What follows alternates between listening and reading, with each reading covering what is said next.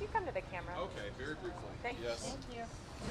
Yes. Not to interrupt just the No, go ahead. conversation you were just having, but did anything that you learned in there change your perspective on Ukraine aid? You've No. been pretty outspoken. No, it did not. Listen. What I heard in there, let me just choose my words carefully, given it was a classified briefing. But I'll just say this: I mean, if there's a path, if there's some path to victory in Ukraine, I didn't hear it today. And I also heard that there was going to be no end to the funding requests. So I think this latest request for, what is it, $24 billion? That is not the end. They made that very clear. It's not close to the end. So I would just say what we're basically told is buckle up and get out your checkbook. Of course, it's not our checkbook. And can I just say, by the way, I'm sick and tired of hearing all of these people in that room for the administration applaud Congress for being so generous. This isn't our money, for heaven's sake. It's not we're not being generous. It's the American people's money, and they spent $115 billion of it, and so far they have basically nothing to show for it. And they're going to ask for a heck of a lot more. $24 billion is not the end, not even close So what to the happens end. if Congress doesn't help them with what they need? Well, hopefully, number one, our European allies will actually do something, and they just confirmed to us again that we have spent more than all of Europe combined. I mean, last I looked, Russia was in Europe. So we need our European allies to step up to the plate here, and Germany in particular, we can start with them, and do more. But that's not the message they're sending. The message they're sending is the American people are on the hook indefinitely. So let's have no more applause for Congress spending other people's money. They should go to the American people and just level with them and say, we want 50, 100 billion more, maybe more than that. But you're going to attend. Some of the Republicans, they're saying that essentially withdrawing the assistance we're giving to Ukraine would amount to worse than what happened when the Biden administration withdrew from Afghanistan. What's your response to comparison? Here's what I think you could do. Go through and listen to take all these comments about what would happen if we didn't keep spending the American people's money. Take out Ukraine, insert Iraq, or insert Afghanistan, and you would get exactly what George W. Bush said for years, and other people after him, about why we have to stay indefinitely in those countries and keep spending money indefinitely with no oversight, by the way, and at the end of the day, very little to show for it. It's the same recycled arguments. I don't know why we have to go through this again. Iraq seems a little bit different than Russia. How? The arguments aren't any different. It's the same argument over and over. Listen, I just listened to them say, for our standing in the world, we must keep spending this money. Literally.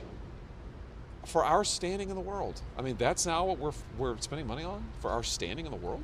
Do you plan to Mark attend? Kelly mentioned at a pen and pad today that after the war is over, there may be a need for a Marshall Plan-esque, Yeah, right. spending to No doubt. rebuild the country. What do you make of that? Oh yeah, that'll be next. We're talking, that's what I mean.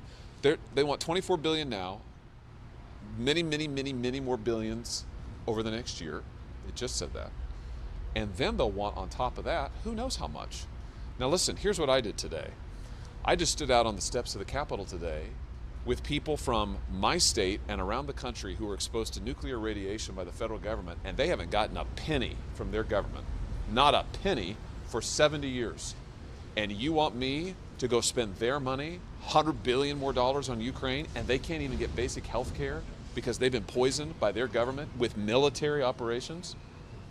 That infuriates me, to be honest with you. Are you concerned at all that pulling out of Ukraine, pulling aid away from Ukraine could then send a bad message to China, to President Xi? No, I think the message that we need to send, listen, the way to deter China is to deter China, and you have to do that in the Pacific.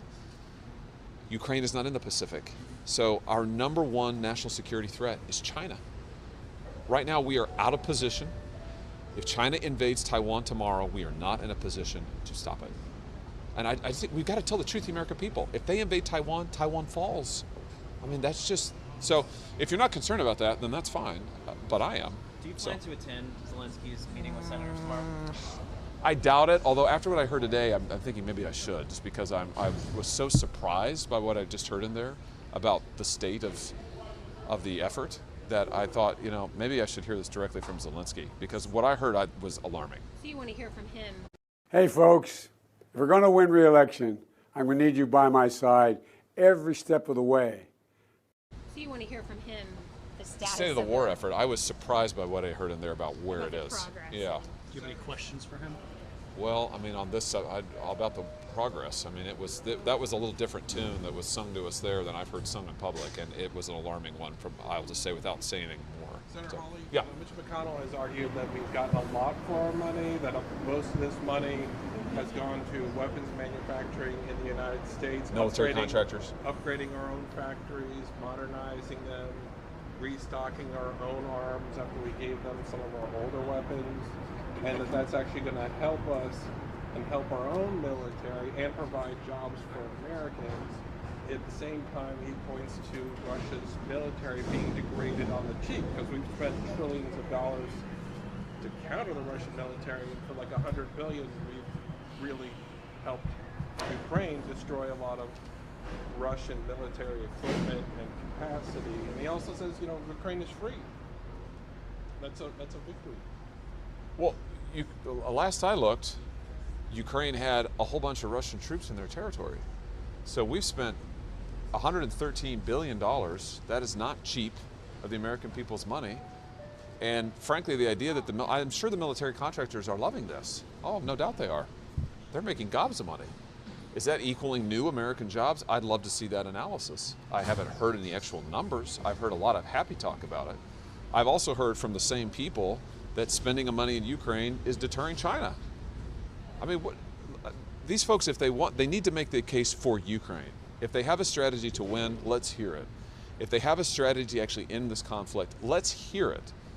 But let's not have any more, frankly, misleading comments. Let's not lie to the American people about what we're doing and where we are. Let's not tell them we're winning when we are not. Let's not tell them that Ukraine is winning when it's not.